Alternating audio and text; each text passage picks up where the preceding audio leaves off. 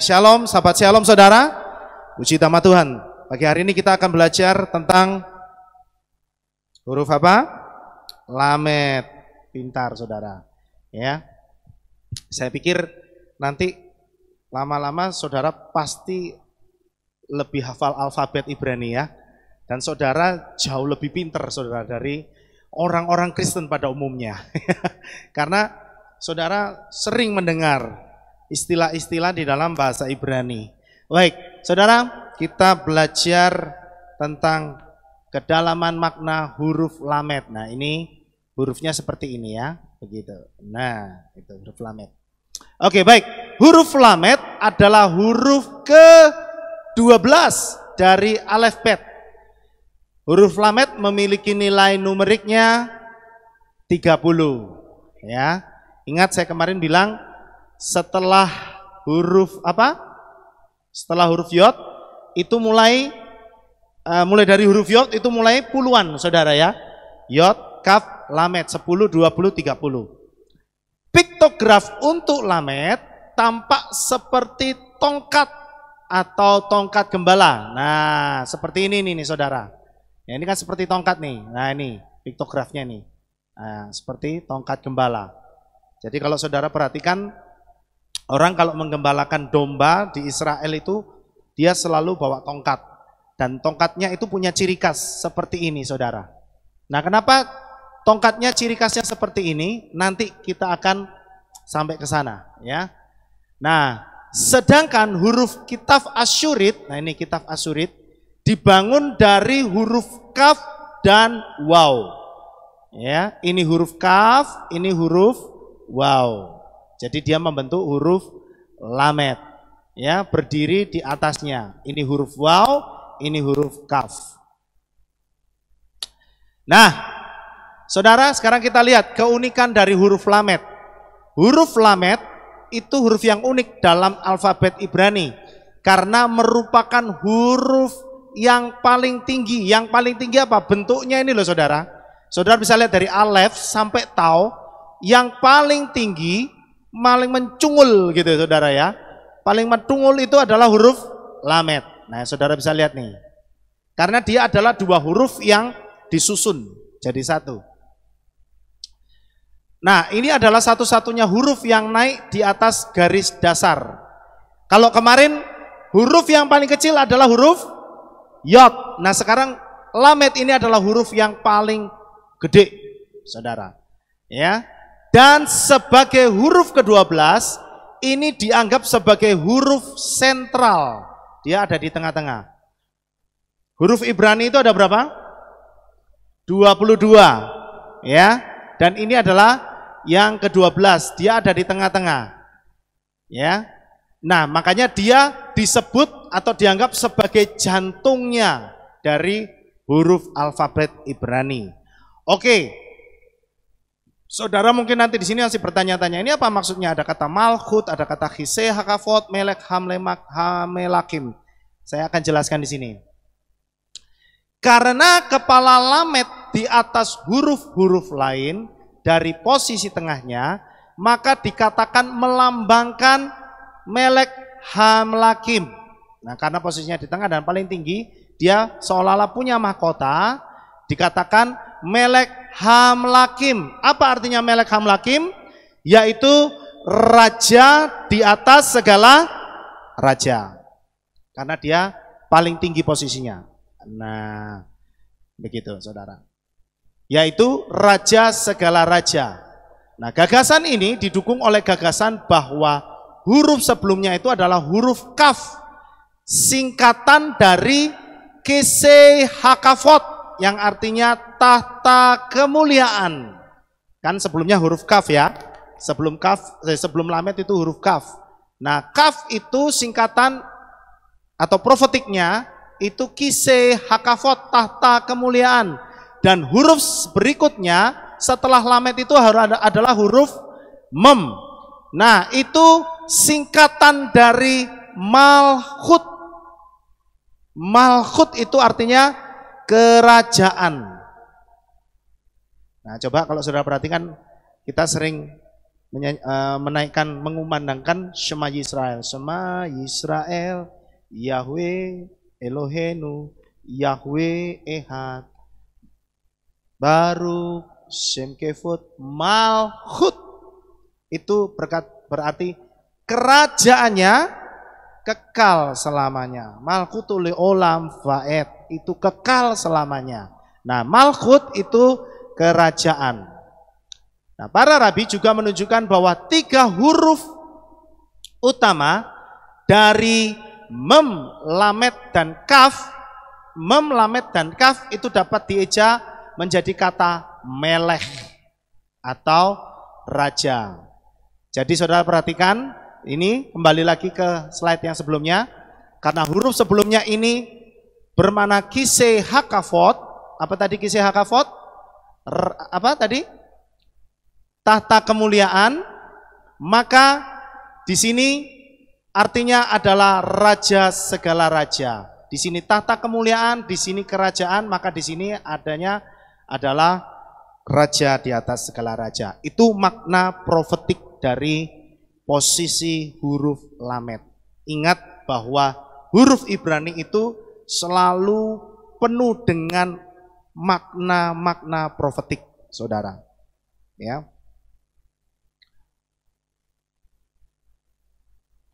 Oke, berikutnya. Sekarang arti dari lamet. Arti asli dari lamet adalah menusuk, menyengat, menghasut, menghalau. Itu artinya lamet, saudara. Jadi gambarannya adalah seperti seorang penggembala yang mendorong ternak untuk melakukan suatu tindakan.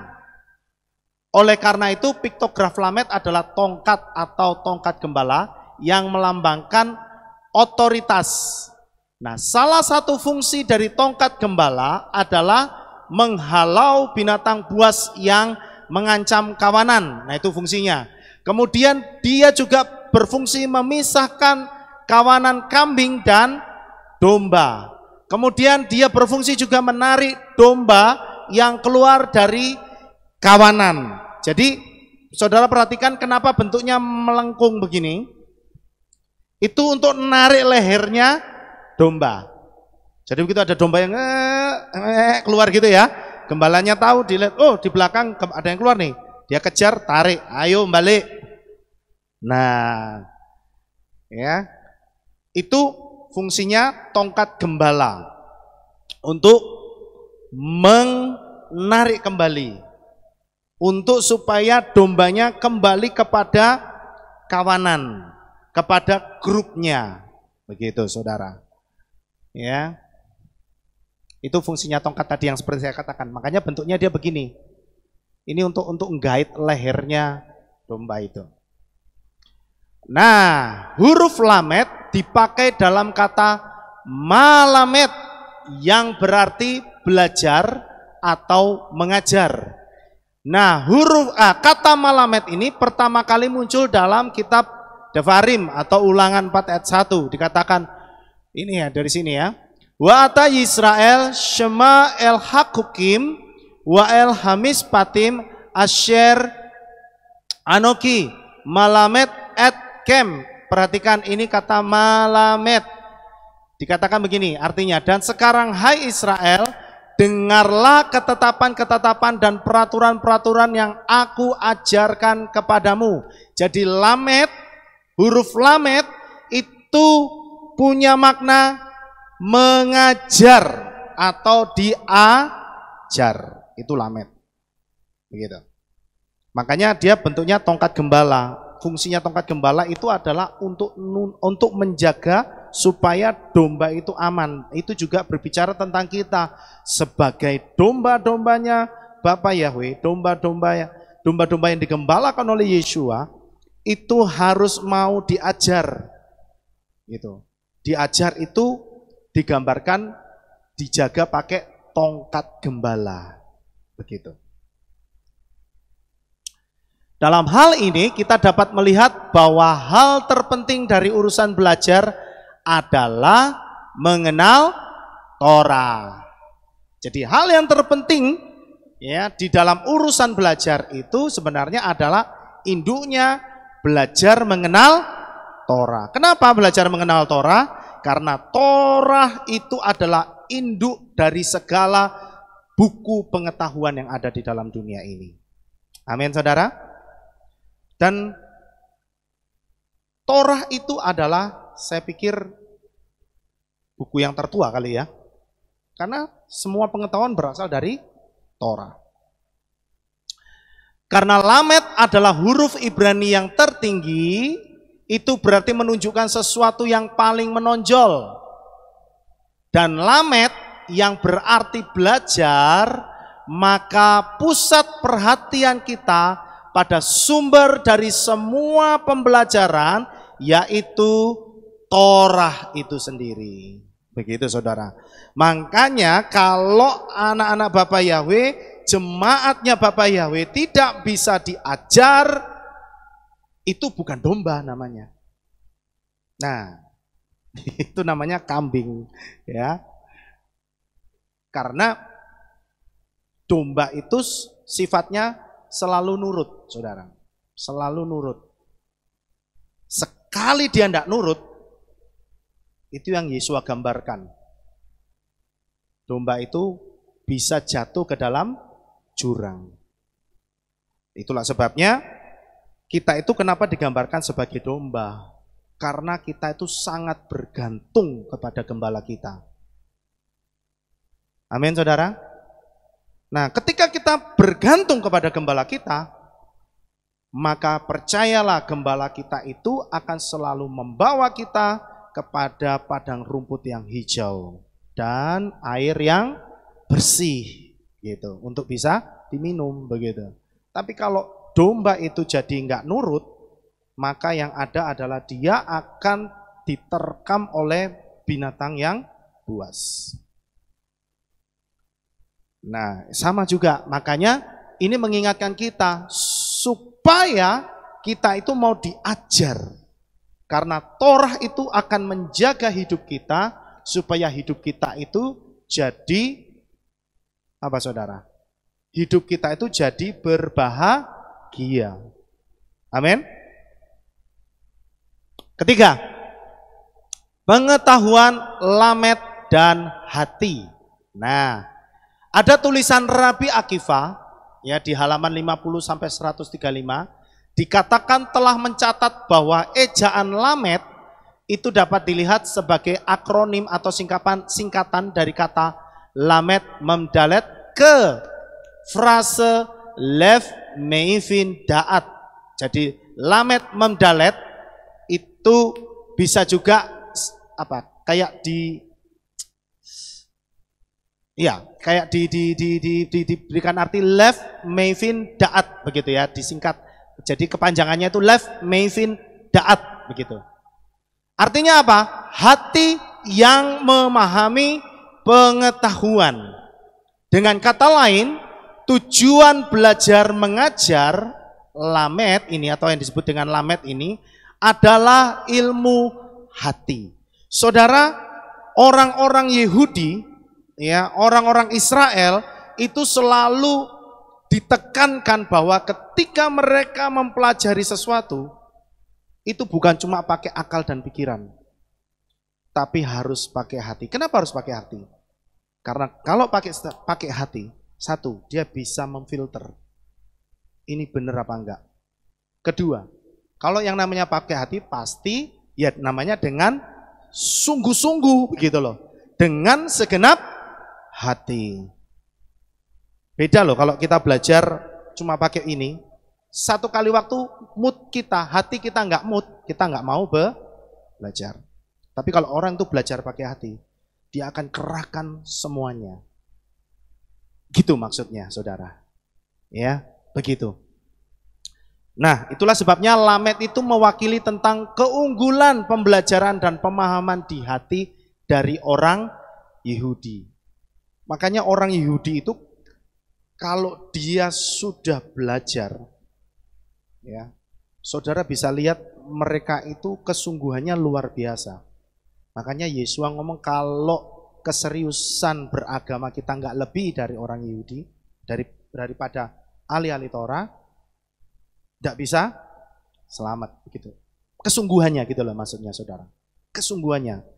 Nah Tuhan juga mau supaya ketika kita itu belajar, kita itu punya hati yang sungguh-sungguh gitu loh. Mengenal Tuhan itu harus dengan sungguh-sungguh. Itu yang Tuhan mau saudara. Kemudian yang keempat, Lamed itu sebagai pemicu untuk kita itu belajar gitu maksudnya, atau trigger. Belajar Torah dalam tradisi Yahudi bukanlah tujuan akhirnya, tetapi harus memacu sampai pada tahap seseorang untuk bertindak atau praktek gitu maksudnya.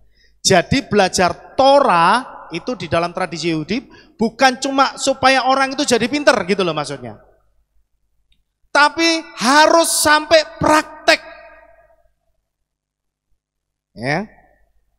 Itu adalah tujuan akhirnya. Jadi tujuan akhirnya bukan supaya orang itu bisa pinter gitu, bisa ngelotok, bukan cuma sampai di situ. Tapi harus bisa sampai mempraktekannya. Jadi saudara, ini diambil dari Talmud ya, Pirkei Avot pasal 1 ayat 7 tertulis, belajar bukanlah tujuan akhir, melainkan perbuatan. Jadi ini maksudnya belajar tentang Torah gitu ya. Demikian juga dalam Pirkei Avot 4 ayat 6, orang bijak Yahudi menulis, ini maksudnya orang bijak ini para rabi-rabi itu saudara. Ya. Rabi Yismael bar Rabi Yose berkata, orang yang mempelajari Torah, jadi orang yang mempelajari Torah untuk mengajar, diberi sarana untuk belajar dan mengajar. Dan orang yang mempelajari Torah untuk melakukannya, diberi sarana untuk belajar dan mengajar, dan untuk menjaga dan melakukannya. Dengan kata lain, seorang talmid sejati, talmid itu murid. Ya, talmid itu murid. Seorang murid sejati bukanlah orang yang hanya pintar berteori tanpa perbuatan yang benar yang menyertai pembelajarannya. Nah, ini bisa kita lihat di dalam Yakobus pasal 2 ayat 20. Iman tanpa perbuatan adalah mati, saudara. Jadi kalau belajar Torah, belajar tentang kebaikan dan kebenaran, tapi tidak pernah melakukannya, itu sama saja dengan gong yang dipukul, bunyinya cuma gung, tapi tidak ada wujudnya, gitu. Cuma suara tok, begitu saudara. Nah, jadi saudara, dari sini kita bisa lihat bahwa seseorang yang belajar tentang kebenaran firman Tuhan, maka dituntut untuk bisa melakukannya. Ya, para rabi bijaksana mengatakan bahwa dunia itu berdiri di atas 3 hal. Kemarin sudah sempat saya singgung juga, ini muncul lagi. Yaitu Torah, di atas Torah, kemudian harus ada penyembahan dan perbuatan cinta kasih. Nah, ini prakteknya begitu loh maksudnya. Dunia ini bisa eksis, dunia ini bisa ada, dunia ini bisa berjalan sampai hari ini karena sebenarnya ada 3 hal itu. Kalau tidak ada 3 hal itu, maka yang ada adalah chaos, yang ada adalah kekacauan, saudara. Itulah sebabnya ketiga hal ini adalah Roh Kudus, saudara. Gitu. Kalau ini sudah nggak ada, berarti ya pasti kacau. Makanya kenapa dikatakan ketika Roh Kudus itu kembali, orang-orang yang percaya kepada Bapa Yahweh di dalam Yeshua HaMashiach juga ikut kembali. Karena dunia itu pasti kacau. Pasti kacau. Tidak ada lagi peraturan, tidak ada lagi cinta kasih, tidak ada lagi orang yang mencari Tuhan. Gitu. Ya. Nah, dalam hal ini kita dapat melihat bagaimana kata lamet dihubungkan dengan kata malamat yang tadi saya katakan dalam Devarim Ulangan 4 ayat 1 ya, Devarim atau Ulangan 4 ayat 1 menggambarkan sebuah tongkat yang digunakan untuk memaksa seseorang bertindak, begitu. Ya, mungkin saudara masih agak bingung di sini. Saya akan baca ayatnya, Ulangan ayat 41 itu membuktikan bahwa ketika Bapak Yahweh ngomong, Bapak Yahweh mau supaya orang Israel itu melakukannya, begitu. Ya. Yuk kita sama-sama baca di dalam kitab Ulangan 4 ayat yang pertama. Dikatakan begini, dan sekarang hai Israel, dengarlah ketetapan-ketetapan dan peraturan-peraturan yang aku ajarkan. Ajarkan itu berarti malamat. Ya. Yang aku ajarkan kepadamu, ayat selanjutnya bukan ayat selanjutnya, berikutnya mengatakan supaya kamu lakukan. Jadi sifatnya bukan wacana, tetapi adalah sesuatu yang Tuhan mau supaya orang Israel itu lakukan. Nah, itu yang disebut dengan mengajar, itu yang disimbolkan dengan tongkat gembala. Jadi tongkat gembala itu adalah untuk memaksa domba itu ke kiri, dia akan ikut ke kiri. Ketika tongkatnya diarahkan ke kanan, dombanya akan ke kanan. Dipaksa begitu saudara. Ketika domba itu mau keluar dari kawanan, ditarik kembali, nggak boleh ke sini, dipaksa. Itu sama saja dengan ketika kita itu diajar, Tuhan memaksa kita supaya kita itu nurut gitu. Wes lah, percaya saja. Itu maksudnya. Jadi kata malamat ini lebih pada kata memaksa, saudara. Ya. Jadi, saudara, seperti seorang gembala yang bijaksana mengajar untuk memaksa kita melakukan perbuatan yang baik sehingga kita dapat hidup dengan bahagia. Itu maksudnya. Sampai di sini saudara masih bisa mengikuti saya? Oke. Lamed yang kelima, lamed sebagai awal huruf sebuah proses pembelajaran kedewasaan. Setiap orang yang menjadi dewasa pasti akan melewati sebuah proses yang namanya belajar. Lamed, huruf lamed mengajarkan pada kita bahwa setiap orang tidak akan pernah bertumbuh menjadi dewasa tanpa belajar. Ingat bahwa yang akan menjadi mempelainya Yeshua itu adalah orang yang sudah dewasa, begitu saudara. Orang yang sudah dewasa, bukan anak-anak. Nah, ini juga mengajarkan kepada kita, kenapa Tuhan mengajar kepada kita supaya kita bertumbuh, ya supaya kita jadi dewasa, supaya kita siap jadi mempelai, begitu saudara. Gitu, ya. Yeshua sebagai gembala kita selalu mengajar kita supaya kita itu terbentuk secara mental, hikmat, pengetahuan, kasih dan kebenaran. Saudara bisa baca di dalam Efesus 4 ayat 11 sampai 15. Ya. Tuhan mau supaya kita itu bertumbuh. Kenapa? Karena sesuatu yang hidup itu pasti bertumbuh.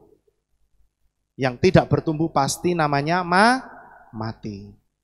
Nah, yang namanya bertumbuh pasti melewati proses yang namanya belajar. Sampai kapan kita akan belajar? Ya sampai kita mati, saudara. Betul ya? Makanya hidup ini juga di dalam dikatakan proses belajar. Makin hari makin bijaksana, makin hari makin cinta Tuhan, makin hari kita makin ngerti. Kan gitu ya, makin hari kita makin tahu bahwa oh di dalam Bapak Yahweh itu harus begini, begitu.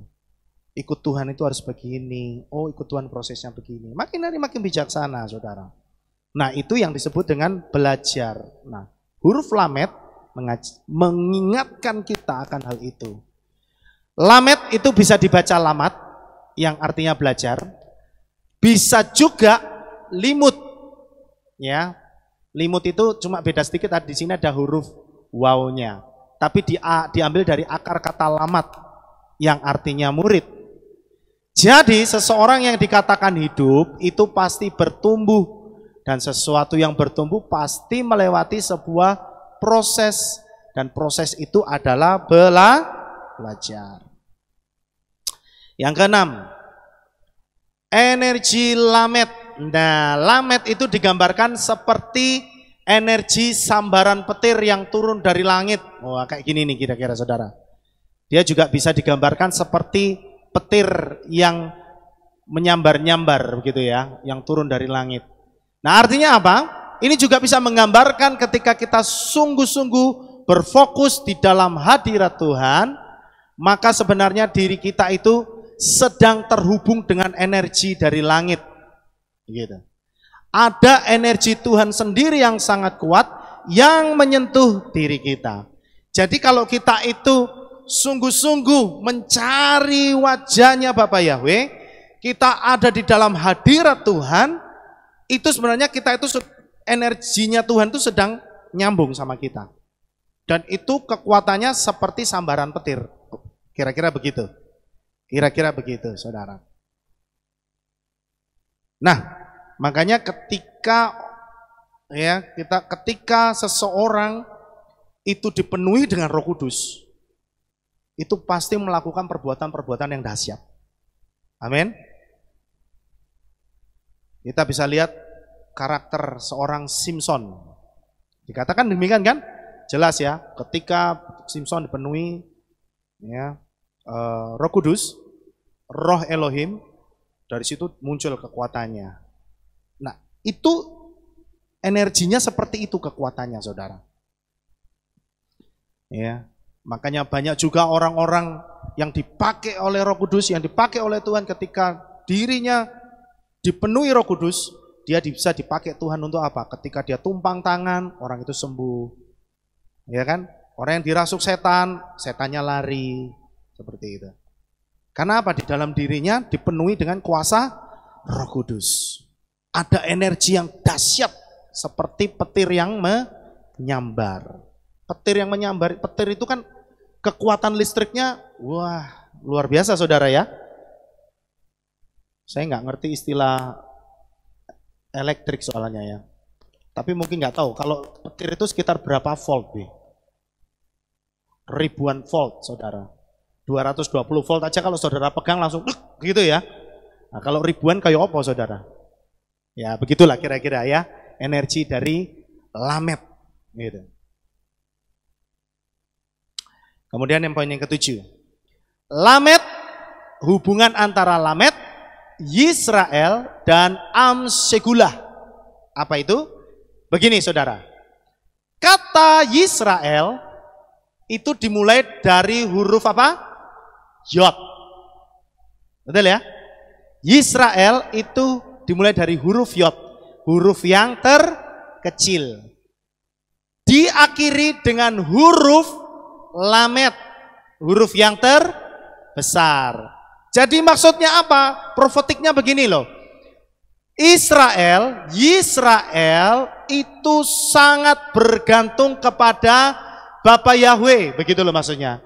Yisrael itu digambarkan sebagai sesuatu atau bangsa yang kecil, tapi dia bergantung kepada sesuatu atau oknum yang sangat besar atau yang terbesar. Seperti itu, saudara. Ya, kata Yisrael itu menunjukkan bahwa bangsa Israel, bangsa yang kecil, itu sangat bergantung kepada Bapa Yahweh. Ini, ya. Dalam Shemot atau Keluaran 19 ayat 5, para ahli Torah menulis Lamet yang sengaja berukuran besar dan Yod yang sengaja berukuran terlalu kecil, tepat di samping satu sama lain. Nah, ini ada kata li. Li ini saya lihat artinya adalah bagiku. Jadi bunyinya seperti apa saudara? Dikatakan begini. Dan bagiku kamu akan menjadi harta yang spesial di antara semua orang. Nah, bunyinya begini. Wiyitem li segula mikal amim. Gitu ya. Ini wiyitem li Shegula, ini Shegula, Mikal Ha'amim. Saudara, saya ingin saudara memperhatikan juga kata Shegula. Orang bijak mengatakan, para rabi mengatakan bahwa Israel adalah Am Shegula. Artinya orang-orang yang spesial, the chosen people, orang-orang pilihan. Am Shegula, ketika mereka menepati perjanjian Tuhan dengan mengakui kebesarannya, dan Israel yang kecil, ini menunjukkan maksudnya ketika mereka mengakui kemahadahsyatan Bapa Yahweh dan mereka menganggap bahwa diri mereka itu adalah sesuatu yang kecil begitu, ya, itu menunjukkan bahwa mereka itu rendah hati begitu loh saudara. Artinya Bapa Yahweh itu adalah Lamed, gembala yang agung, guru raja segala raja, sedangkan Israel adalah Yod, kecil. Nah, tangan kecil terulur ke atas ke surga atau Samayim untuk bergantung. Jadi begini saudara maknanya. Kata Lamed, Israel dan Segula. Ya. Ketika orang Israel itu dengan rendah hati bergantung kepada Bapa Yahweh yang maha besar, mereka mau diajar, maka di hadapan Bapa Yahweh mereka itu disayang seperti sebuah harta yang spesial. Begitu juga dengan kita. Ya, kuncinya sama.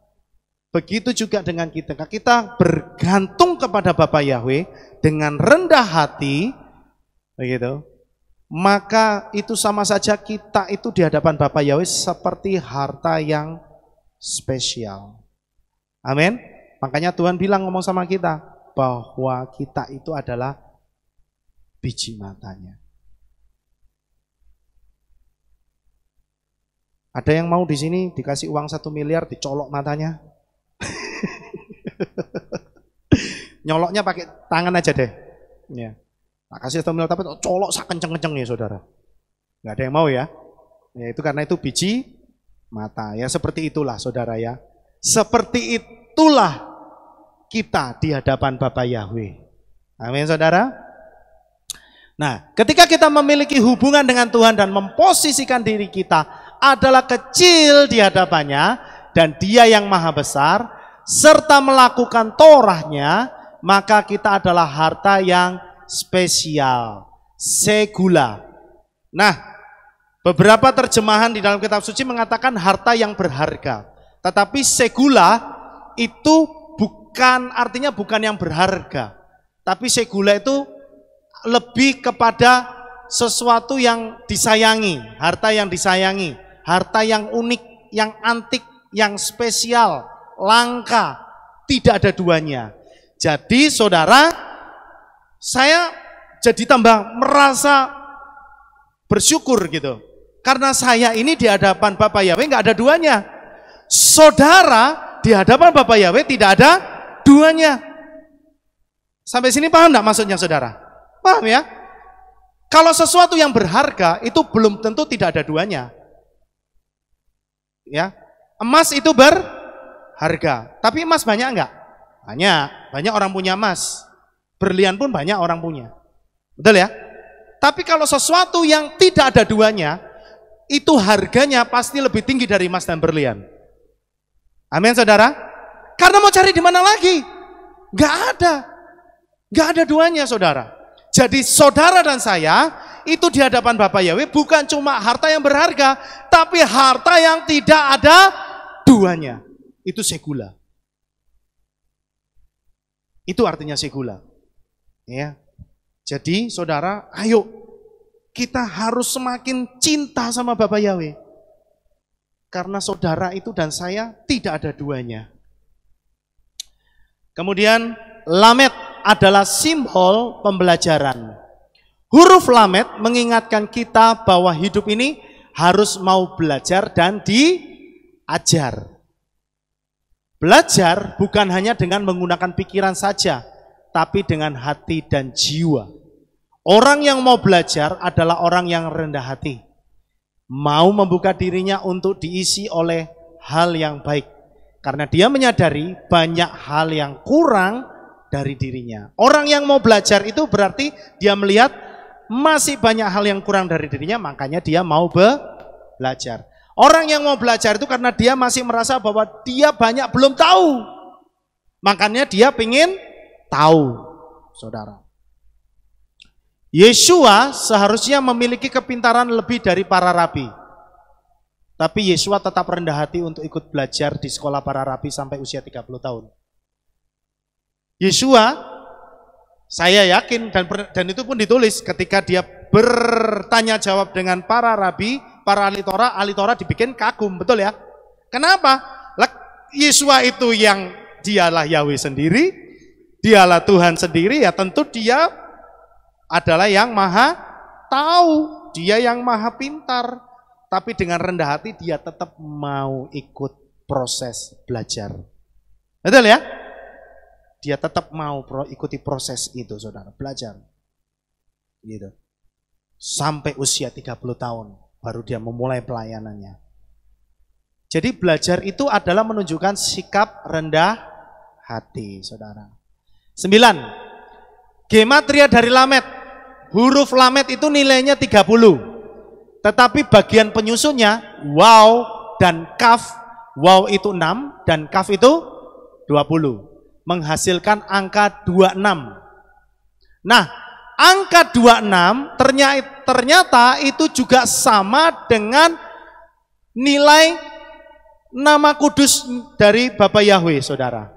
Saudara perhatikan, yod he waw he, itu yodnya 10, he-nya 5, wow-nya 6, he-nya 5. Kalau dijumlahkan berapa?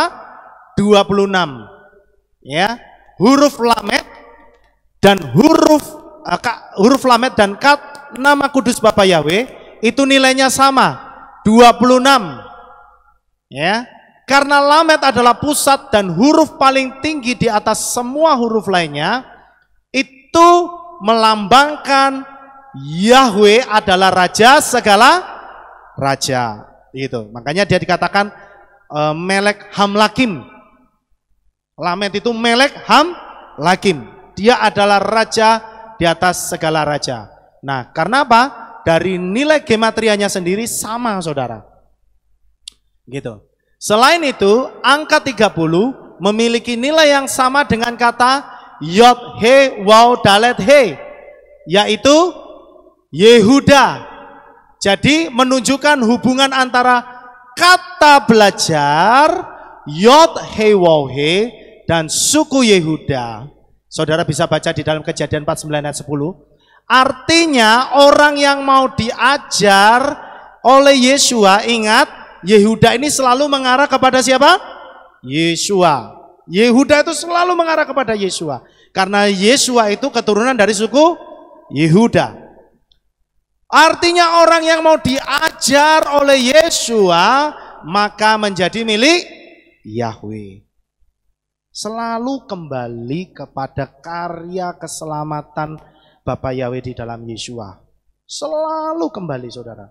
Kemarin dari awal kita belajar tentang huruf Alef sampai sekarang kita belajar huruf Lamed. Selalu pesannya adalah tentang bagaimana iman kita ada di dalam Yesua. Ya, makanya kalau orang-orang di luar sana sampai menolak Yesua, orang yang tadinya sudah percaya Yesua dan akhirnya tidak percaya lagi sama Yesua, ya sudah, itu saya pikir konyol, saudara. Karena semuanya profetik itu selalu mengarah kepada karya keselamatan Yesua. Ya, terakhir, Lamed itu sebagai final destination atau tujuan akhir. Ketika kata huruf Lamed muncul sebagai awalan untuk sebuah kata dalam bahasa Ibrani, itu sering menunjukkan objek tata bahasa yang kita terjemahkan dengan ke atau untuk. Misalnya kata melech itu kan artinya raja, tetapi ketika ada huruf le melech atau el melech ya, el melech itu berarti kepada raja. atau untuk raja. Dengan kata lain, lamet itu menunjukkan tujuan dari tindakan itu. Jadi begini maksudnya saudara, belajar Torah itu adalah sebagai media atau alat untuk cara untuk mencapai tujuan akhir. Bukan Torahnya yang menjadi akhir dari tujuan kita. Paham enggak sampai sini? Bukan Torahnya yang jadi tujuan akhirnya, saudara. Melainkan yang menciptakan Torah yang harus menjadi fokus dan tujuan akhirnya.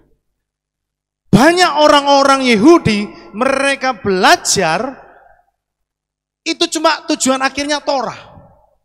Banyak orang-orang percaya, atau orang-orang yang sekarang ini, yang katanya mengakar kepada orang-orang Israel, orang-orang Ibrani, kembali kepada Yudaism, mereka kembali kepada bagaimana mereka bisa pinter dalam Torah. Tapi prakteknya tidak pernah ada. Begitu. Padahal para rabi-rabi bijak Yahudi mengatakan tujuannya adalah supaya mereka praktek.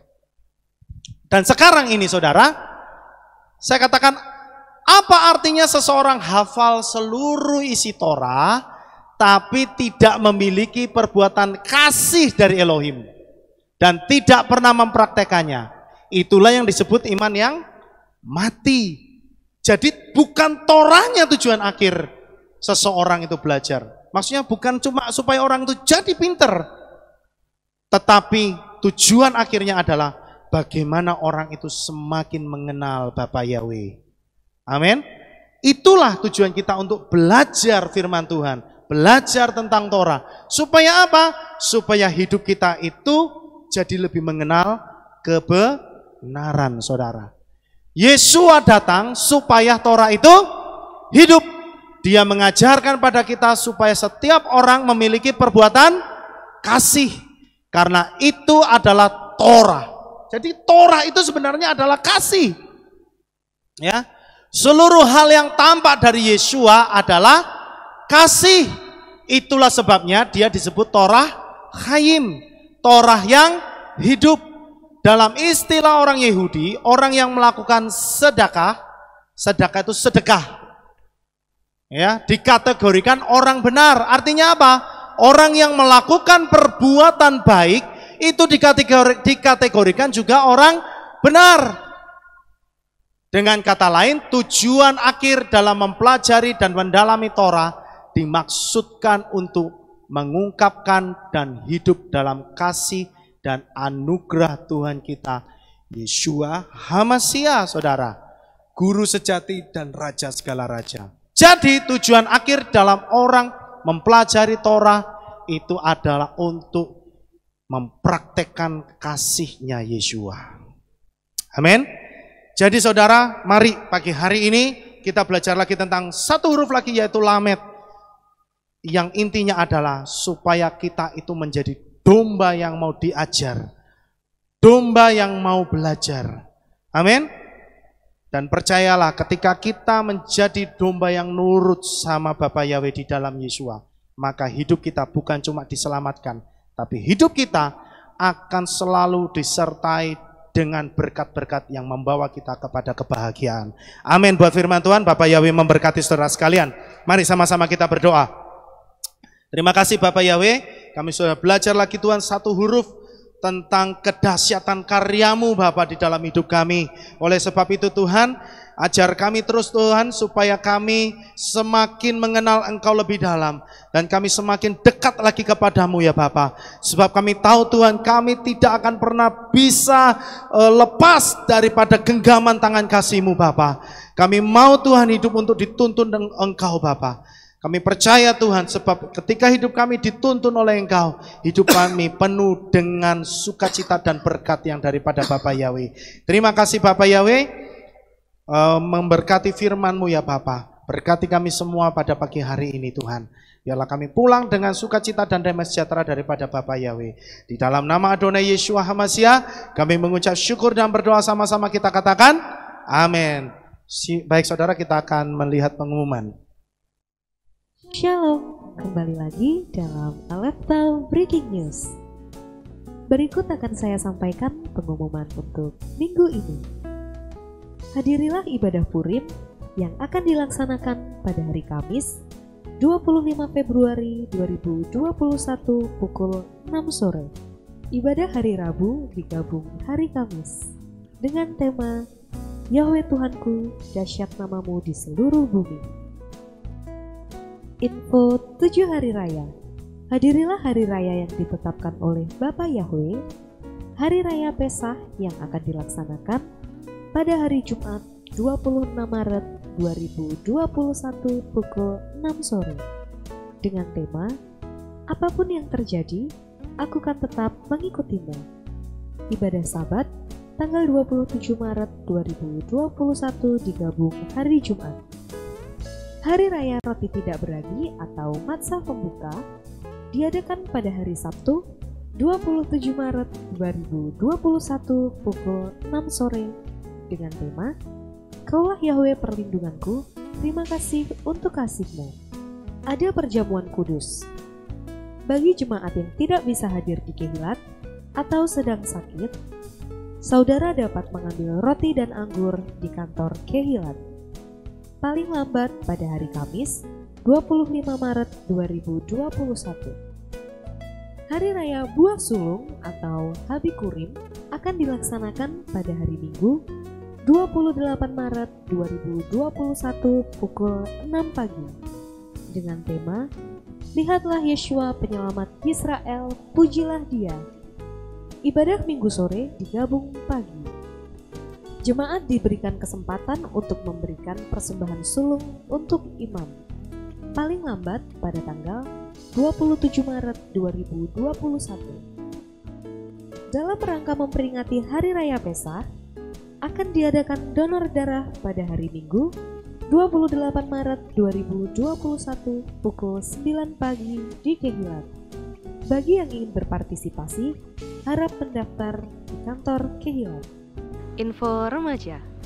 Ibadah remaja akan dimulai kembali pada hari Sabtu 27 Februari 2021 pukul 6 sore. Demikianlah pengumuman untuk minggu ini. Sukses besar bagi saudara, Bapak Yahweh memberkati. Waktu selanjutnya saya serahkan kepada Bapak Gembala.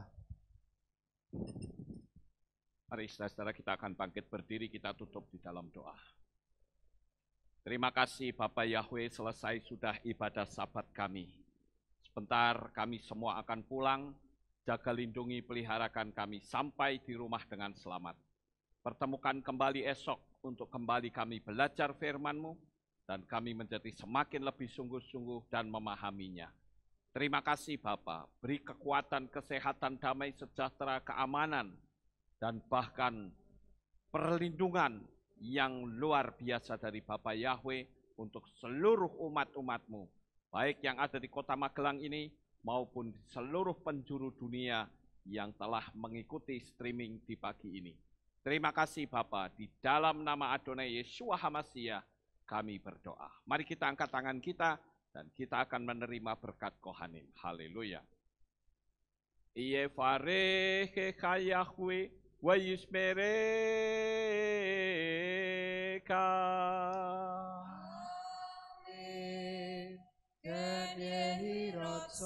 Yair Yahweh panau eleka. Wihuneka.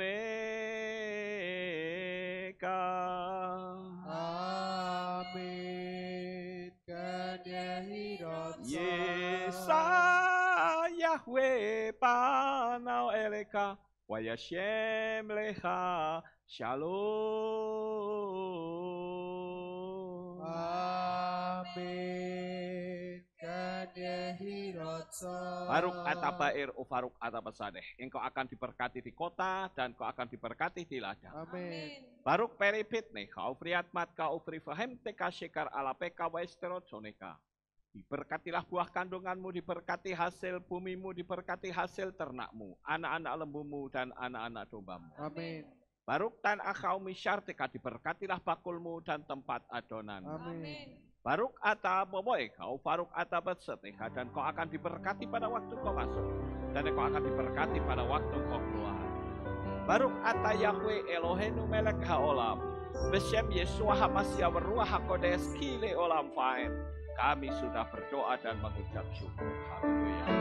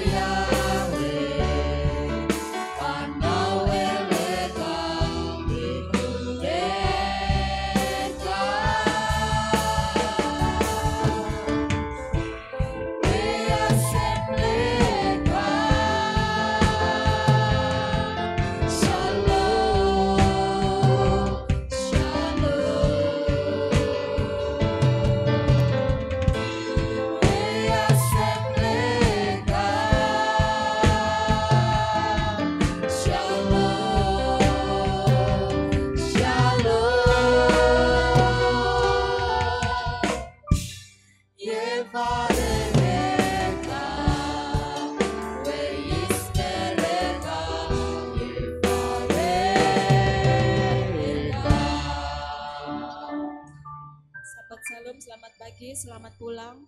Bapak Yahweh memberkati.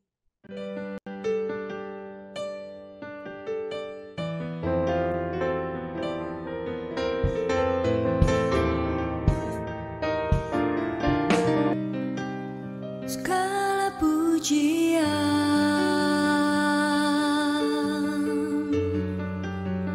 hanya untuk-Mu Tuhan, segala kehormatan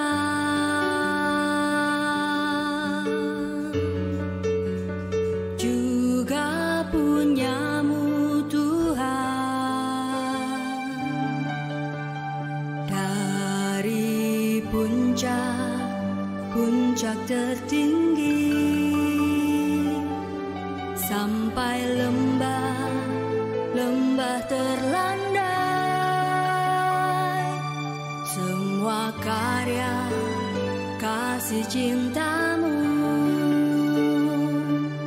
sujud menyembah Sang Maha Pencipta.